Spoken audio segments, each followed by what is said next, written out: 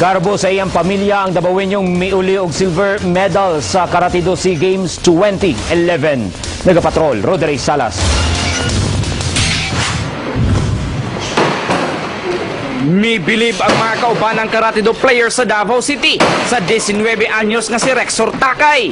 Human niilig uli ang silver medal sa open weight category sa Karate Do. Diin ulahing nakasangka niya ang partisipante sa nasod Indonesia sa championship game sa Southeast Asian Games 2011 sa Jakarta, Indonesia niadtong Nobyembre 12 hangtod 14. Nalisudan god, pero siyempre salig lang jud ta sa tong sarili na kaya nato. Siyempre proud kaayo kay pilar gud ta dabawin yun na nakaadto sa SEA Games, diba? Gipaningkamutan man jud ako kay mo naman po niya akong pangarap pod.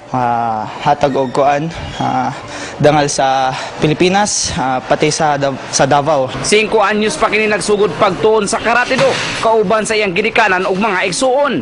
Niadtong Hunyo lang siya nakasulod sa Philippine team. Bali, ang training ko sa kanya is advanced. I'm always preparing him for the international or the big event, the international competition. Hindi lang po national ang technique ng turo ko sa kanya. Of course, I'm very, very proud. Makes me proud of course, being a Dabawenyo na kapwa Dabawenyo natin na nagbigay karangalan sa syudad ng Davao City. Lipay jud ko nga sa iyang na-achieve karon. Gamay pa na siya, napas akong tiyan, 4 months pa lang.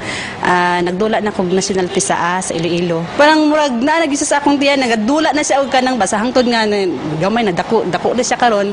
So, mo na iyang nakuha. Tumanan jud. Karong tuiga, tulo na ka mga international games sa Karate Do ang naapilan niini sa ASEAN Games sa China, World Karate Do Junior sa Malaysia ug sa SEA Games sa Indonesia. Rod Ray Salas, Patrol ng Pilipino.